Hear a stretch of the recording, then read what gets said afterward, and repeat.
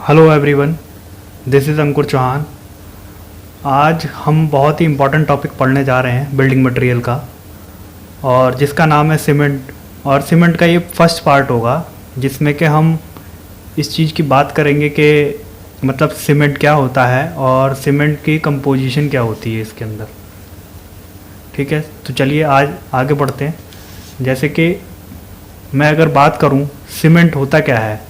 Cement एक तरीके का बाइंडिंग मटेरियल होता है जो हम बिल्डिंग कंस्ट्रक्शन में एक बहुत ही इम्पॉर्टेंट मटेरियल बोला जाता है। विदाउट इसका बिल्डिंग तो बना ही नहीं जा सकता। ठीक है, बाइंडिंग मटेरियल में अगर बात करें, बाइंडिंग मटेरियल में और भी हैं बहुत सारे, बाइंडिंग मटेरियल में और भी बहुत सारे कंपाउंड्स हैं। कंपाउंड्स होते हैं जैसे कि लाइम हो गया। ठीक है, पुराने ज़माने में हम गारा गिट्टी की चिनाई भी बोलते थे, वो भी एक तरीके से बाइंडिंग मटेरियल होते थे।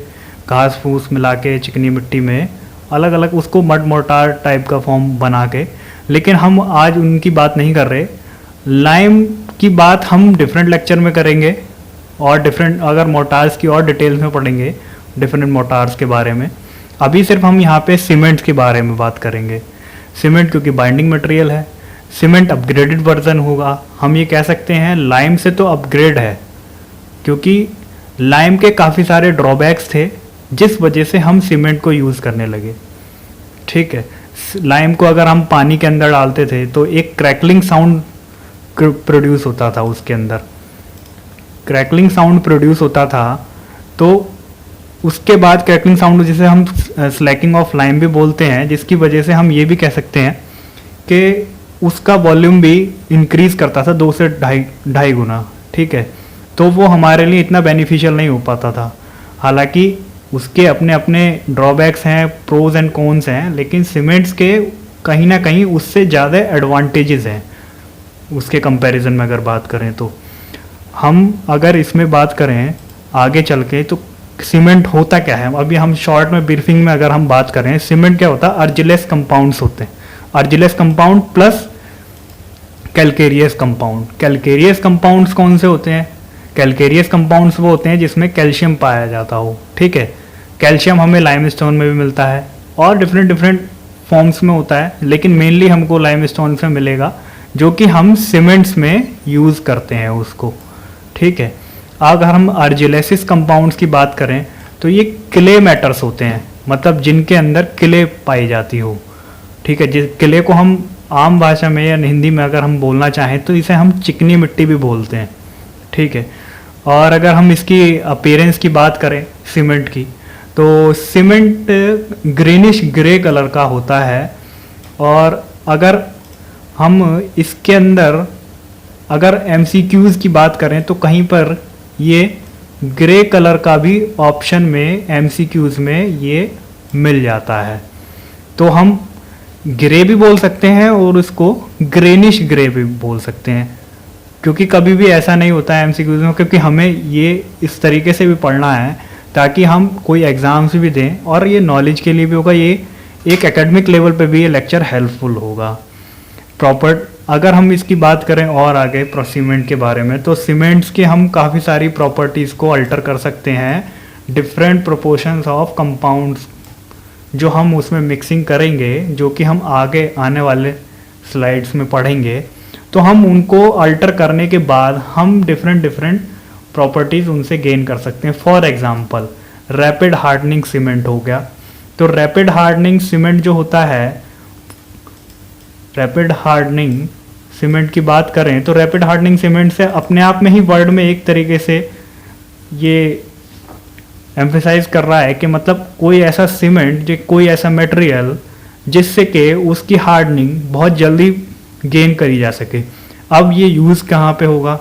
फॉर एग्जांपल अगर हम नेशनल हाईवेज़ की बात करें, तो नेशनल हाईवेज़ में हम बहुत कम समय के लिए ट्रैफिक बाउंड नहीं कर सकते। अगर हमने बहुत लंबे समय के लिए ट्रैफिक बाउंड करा, ज़्यादातर हम देखते हैं कि कंक्रीटिंग अगर नेशनल हाईवे पे अगर होने लगी तो वो रिपेयरिंग वर्क वगैरह जो होता है तो वो ज़्यादातर रात के समय करते हैं, क्योंकि रात में ट्रैफिक फ्लो थोड़ा कम होता है।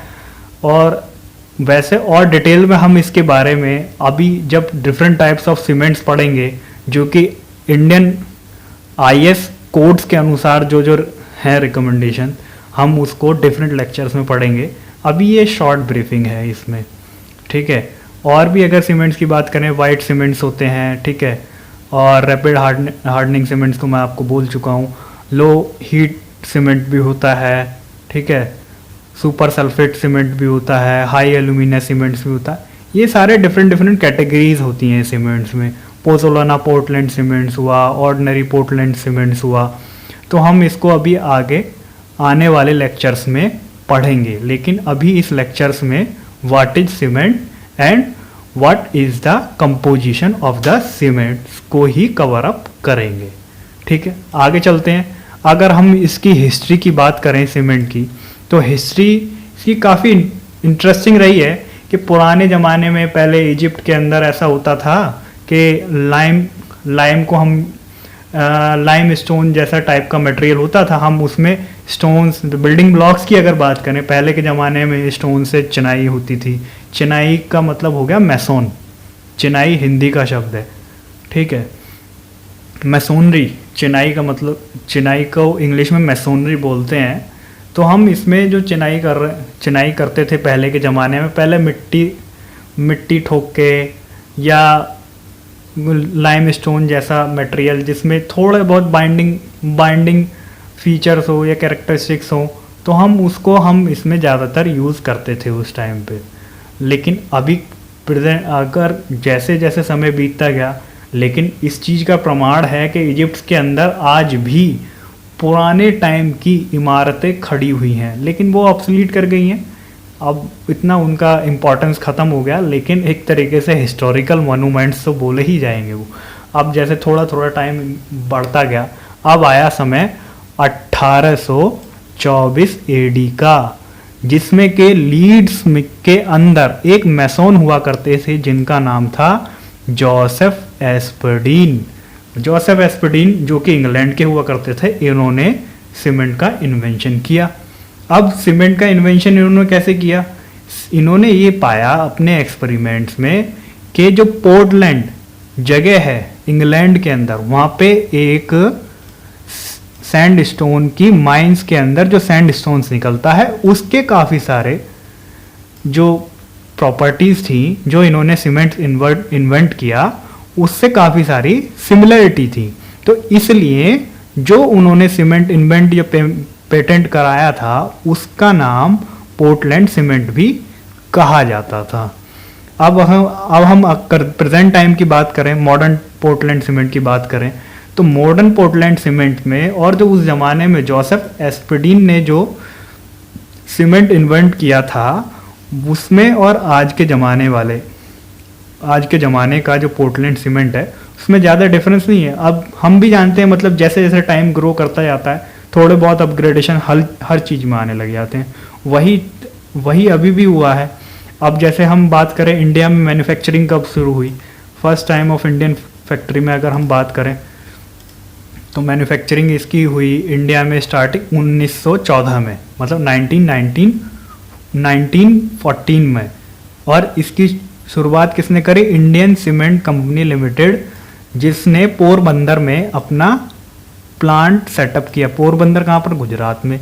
गुजरात के अंदर इन्होंने प्लांट सेटअप किया। अब बहुत सारी बुक्स ऐसी भी हैं जो ये क्लेम्स भी करती हैं कि हाँ नहीं, 1914 से भी पहले सीमेंट का मैन्युफैक्चरिंग इंडिया में होने लगा था।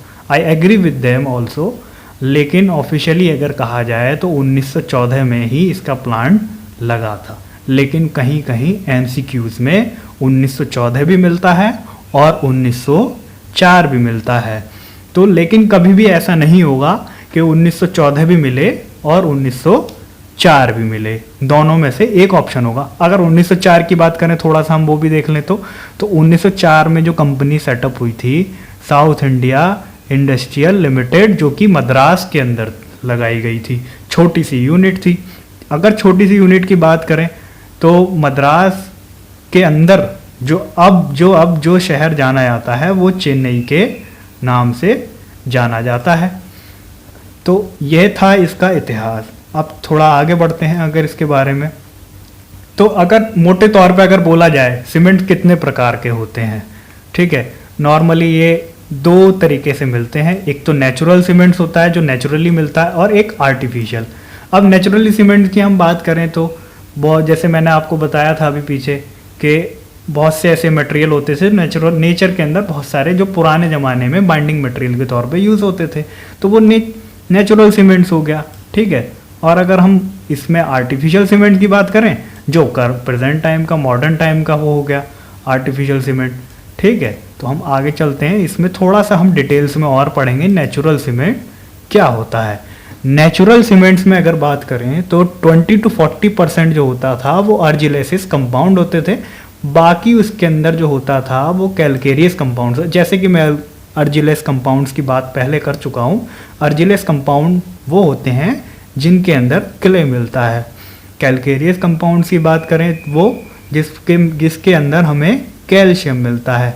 आर्जिलेस कंपाउंड्स का एग्जाम्पल क्ले होता है, जैसे कि एल्यूमिनिया हो गया, ठीक है, Al2O3 इसका केमिकल फॉर्मूला होता है, ठीक है। और अगर इसमें बात करें तो इसमें हमको लाइम मिलता है, ठीक है। और लाइम का फॉर्मूला क्या होगा, CaO, मतलब कैल्शियम ऑक्साइड। अब नेचुरल अकरिंग जो सीमेंट होगा उसका कलर सिर्फ ग्रे माना जाता है। वैसे और भी कलर्स होते हैं, अगर इम्प्योरिटीज उसमें प्रेजेंट हुई तो और भी होंगी। और उसकी लेकिन एक ड्रॉबैक उसका ये भी होता है कि वो बैड क्वालिटी का होता है। मतलब बैड क्वालिटी का मतलब उसकी स्ट्रेंथ जो है जो 1/3 हो जाती है आर्टिफिशियल सीमेंट, जो हम कंपनीज के अंदर प्रोड्यूस करते हैं, मैन्युफैक्चरिंग करते हैं, यानी प्रॉपर्टीज सिमिलर टू। और जो उसकी हम जो प्रॉपर्टीज़ की बात करें तो नेचुरल अकरिंग सीमेंट जो होता है उसकी प्रॉपर्टीज़ काफ़ी हद तक एमिनेंटली हाइड्रोलिक लाइम, मतलब उच्च जलीय चूना से काफ़ी मिलती जुलती होती हैं। उच्च जलीय चूना क्या होता है, उच्च जलीय चूना वो होता है जो वाटर रिटेनिंग प्रोजेक्ट में हम यूज़ करते हैं। फॉर एग्जांपल, हम अगर ब्रिज के पार्स में, मतलब जिसको हम स्तंभ बोलते हैं, उसमें अगर हम कंक्रीटिंग करना चाहें तो उसमें उच्च जलीय चूना का यूज़ होता है, ठीक है। अब लेकिन इसका एक चीज़ ये भी है कि ये यूज़ में नहीं है और ना ही ये इंडिया में मैन्युफैक्चरिंग होती है इसकी, क्योंकि मैंने आपको बताया था पोर्टलैंड जो सीमेंट है वो एक जगह और होती थी पोजुली करके, पोजोलोना पोर्टलैंड सीमेंट, वो वहाँ से उठाया गया। पोजोलोना एक वॉल्केनिक ऐश हुआ करती थी, उसके अंदर भी काफ़ी सारे बाइंडिंग फीचर्स पाए जाते थे, ठीक है। अब आगे बढ़ते हैं। आर्टिफिशियल सीमेंट्स की अगर बात करें तो कैलकेरियस कंपाउंड प्लस आर्जिलेस कंपाउंड्स, जैसे कि मैं आपको मीनिंग बता चुका हूँ, इनको सही मात्रा में अप्रोप्रिएट प्रोपोर्शन, सही मात्रा में मिलाने के बाद हमको जो सीमेंट मिलता है, जो कि हम हाई टेम्परेचर पर उसकी बर्निंग करते हैं और फिर उसकी ग्राइंडिंग कर देते हैं। अब ये मैं आपको अगर शॉर्ट में बताना चाहूँ, लाइम हुआ, ठीक है, क्ले हुआ, जिप्सम हुआ, सल्फर हुआ, मैग्नीशिया हुआ, ये अभी हम आगे पढ़ेंगे। इनका डिफरेंट प्रोपोर्शन होता है। इनको करेक्ट प्रोपोर्शन में मिलाने के बाद जो हमको यहाँ पे सीमेंट जो स्लरी मिलती है, हम उसको बर्निंग में डालते हैं। बर्निंग के हमारे रोटरी किल्न होते हैं, जिसमें कि हम टेम्परेचर रखते हैं 1400 से लेके 1500 डिग्री सेल्सियस, ठीक है। और फिर उसके बाद हम उसके बाद जो एंड से हम यहाँ से जो निकलता है उसमें होते हैं क्लिंकर्स कुछ इस फॉर्म में होते हैं, ग्रैनुलर बॉल्स की फॉर्म में निकलते हैं। फिर हम इनको पीस देते हैं, लेकिन हम इसकी प्रोसेसिंग हम बाद में पढ़ेंगे। 2 तरीके से सीमेंट प्रोड्यूस किया जाता है, ड्राई मेथड और wet method. Burned mixture of the calcareous and argillaceous matter is known as clinker, जैसे कि मैंने अभी आपको यहाँ पे बताया। Gypsum added in the clinkers before grinding to delay the setting time. Gypsum अपने आप में बहुत बड़ा इंपॉर्टेंट रोल प्ले करता है, जैसे कि रैपिड हार्डनिंग वाले में हो गया केस में, ठीक है, लो हीट प्रोड्यूसिंग में हो गया, ठीक है। हमें उसको सेटिंग टाइम घटा बढ़ा सकते हैं।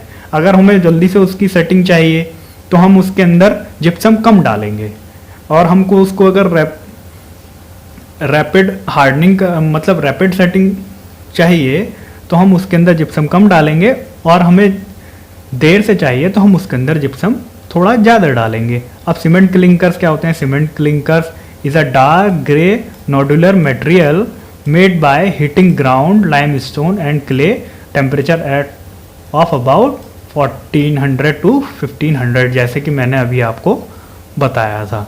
Desired setting time, colour, rate of hardening, rate of evolution, heat can be regulated. जैसे कि मैंने आपको बताया था, इसके कंपोजिशन में थोड़ा बहुत चेंजेस करके हम इन सब चीज़ों को कलर भी चेंज कर सकते हैं, रेट ऑफ हार्डनिंग को भी चेंज कर सकते हैं, rate of evolution of heats को भी, जो कि हम हीट ऑफ हाइड्रेशन एक डिफरेंट टॉपिक है, हम इसको कंक्रीट टेक्नोलॉजी में हम इसको कवर अप करेंगे। ठीक है, अब हम इसके different constituents of the cements की अगर बात करें तो लाइम हम जो डालते हैं, एक मिनट, इसका लाइम अगर हम डालते हैं तो इसका परसेंट बाय वेट अगर हम देखें तो 60 to 65% इसका होना चाहिए, और एवरेज वैल्यू की बात करें तो 63% हो गया। ये सिलिका हो गया 17 से 25%, और इसका एवरेज वैल्यू हो गई 20%। एल्यूमिनिया मतलब अर्जिलेसिस कंपाउंड जिसे बोलते हैं हम, ये 3 से 8% और एवरेज वैल्यू 6%। कैल्शियम सल्फेट जिसको हम इसको जिप्सम भी बोलते हैं, ठीक है, जिसका परसेंटेज अगर हम बात करें 3 से 4% होता है, और इसकी एवरेज वैल्यू हम 3 लेके चलते हैं। ठीक है, लेकिन ध्यान रहे इसका परसेंटेज घटा बढ़ा के हम सेटिंग टाइम को कंट्रोल कर लेते हैं। आयरन ऑक्साइड हम इसकी बात करें 3 से 4% और इसकी एवरेज वैल्यू 3%। मैग्नीशिया 1 से 3%, 1.5% इसकी एवरेज वैल्यू हो गई। सल्फ़र भी होता है, सल्फ़र इसमें 1.5% इसकी average value. Alkalis sodium oxide और पोटेशियम ऑक्साइड, जिसका परसेंटेज अगर हम डिफाइन करें, लिमिटेशन में करें तो 0.2% से लेके 1% होता है। इसकी एवरेज वैल्यू हम कुछ भी ले सकते हैं इसके बीच में, मतलब 1% से ज़्यादा नहीं होना चाहिए, क्योंकि इसके नेगेटिव इफ़ेक्ट्स देखने को मिलते हैं हमें सीमेंट्स में, जो कि हम अभी अगली स्लाइड्स में पढ़ेंगे उसके बारे में। अब जैसे कि मैंने पहले बताया था कि लाइम क्या function of constitution of cement में। और लाइम की अगर बात करें, जो मैंने अभी पीछे कॉन्स्टिट्यूएंट्स आपको पढ़ाए थे, डिफरेंट इंग्रेडिएंट से सीमेंट्स के अंदर जो डाले जाते हैं, तो उसमें अगर मैं लाइम की बात करूं तो लाइम किस चीज़ के लिए होता है? जो कि सीमेंट को साउंडनेस एंड स्ट्रेंथ प्रोवाइड कराता। अब साउंडनेस की अगर बात करें, साउंडनेस वो होता है जो कि पानी में डालने के बाद, फॉर एग्जांपल पहले एक इसका टेस्ट होता है साउंडनेस का ली चैटलियर एपरेटस से, जिसमें कि हम उसके जो बार्स होते हैं उसमें 10 mm से ज़्यादा का डिफरेंस ना हो। हम थोड़ा सा उसको बाद में पढ़ेंगे, क्योंकि वो टेस्टिंग ऑफ द सीमेंट्स वाले पार्ट्स में आता है।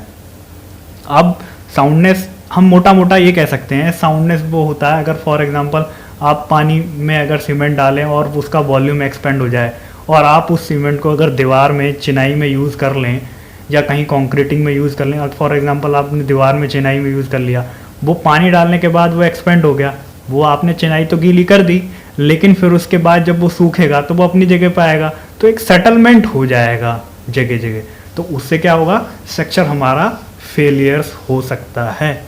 ठीक है, अगर लाइम एक्सिस में चला जाएगा तो सीमेंट अनसाउंड हो जाएगा, और साउंडनेस मैंने अभी आपको मोटा माटी एक बार आपको बता दिया। अगर इसकी कमी भी कर दी तब भी तो इसकी स्ट्रेंथ रिड्यूस हो जाएगी। अगर हमने इसका प्रोपोर्शन 63% या 62% से लेकर थोड़ा सा अगर कम कर दिया तो, जो कि इसकी 63% इसकी एवरेज वैल्यू है। और अगर हम नेक्स्ट पॉइंट पे चलें, सिलिकॉन ऑक्साइड इसका केमिकल फॉर्मूला होता है, ठीक है। और लाइम की अगर बात करें तो इसका कैल्शियम ऑक्साइड केमिकल फॉर्मूला होता है। तो ये सीमेंट को क्या देता है, ये सीमेंट को स्ट्रेंथ देता है। अगर ये एक्सेस में चला जाए तो स्ट्रेंथ ज़्यादा हो जाती है, और इसका साथ में इग्निशियल सेटिंग टाइम भी बढ़ जाता है, ठीक है। हालांकि जिप्सम भी सेटिंग टाइम को कंट्रोल करता है, लेकिन इसका नेग्लिजिबल इफेक्ट होता है, लेकिन जिप्सम का मेजर इफेक्ट होता है सेटिंग टाइम्स में, ठीक है। एल्यूमिनिया की बात करें, Al2O3 एल्यूमिनियम ऑक्साइड, ये क्विक सेटिंग प्रॉपर्टीज़ होती है। क्विक सेटिंग एकदम सेट हो जाने वाला, मतलब आपने डाला पानी और 5 मिनट में सेट हो गया, ठीक है। और इसकी अगर बात करें तो ये फ्लक्स की तरह भी काम करता है। अब फ्लक्स क्या होता है, anything which helps in reducing the temperature, वो सब वस्तुएं जिसको डालने से या मटेरियल को डालने से टेम्परेचर रिड्यूस कर जाए, ठीक है, ठीक है। And clinkers temperature during the burning of the cement, if it is an excess it weaken the cement, अगर ये ज़्यादा मात्रा में हो जाए तो ये सीमेंट को कमज़ोर भी बनाता है। अब हम अगर इसकी एल्यूमिनियम की बात करें तो 3 से 8% होगा, और इसकी एवरेज वैल्यू 6% होती है। कैल्शियम सल्फेट की अगर बात करें तो अगला पॉइंट हो गया हमारा calcium sulphate. It is generally added in the form of gypsum, gypsum की फॉर्म में डाला जाता है। It is use to increase the initial setting time, जैसे कि मैं पहले भी आपको बता चुका हूँ उसके बारे में। आयरन ऑक्साइड्स, ठीक है, Fe2O3 इसका केमिकल फॉर्मूला है। कई बार ये एग्जाम्स में पूछ लिया जाता है, आयरन ऑक्साइड्स का केमिकल फॉर्मूला क्या होगा, ठीक है। ये सीमेंट के अंदर स्ट्रेंथ देता है, कलर प्रोवाइड कराता है। कलर की अगर बात करें तो हम कलर की बात करें हम इसको, तो ये रेडिश ब्राउन कलर उसको प्रोवाइड कराता है।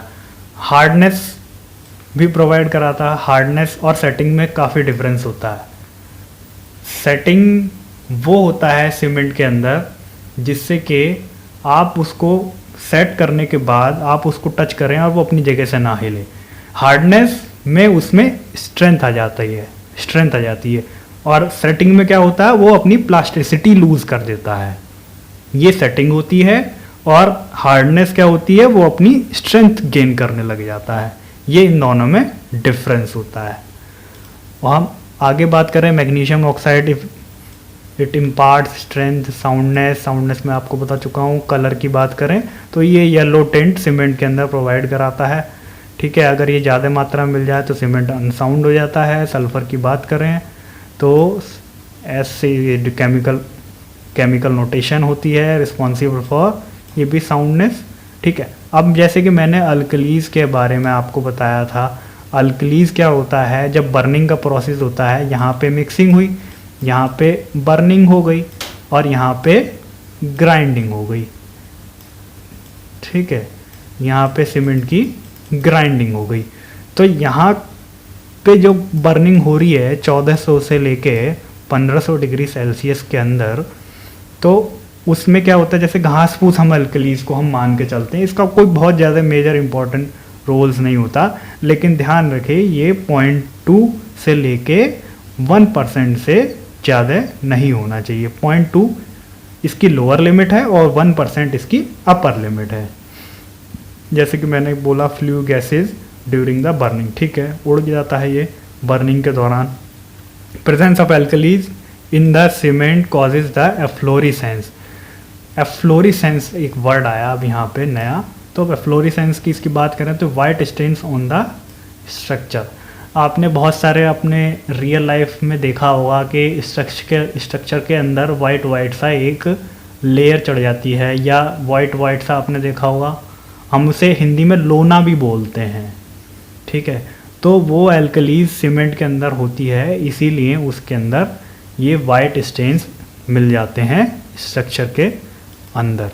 अब जैसे कि मैंने पीछे जो जितनी ये आपको पढ़ाया है उसका एक ये ब्रीफ में समरी है, ये 2 मैंने टेबल्स में बना दिया है, ठीक है। मेरे को उम्मीद है आपको ये लेक्चर पसंद आया होगा। आज के लिए thank you and good bye.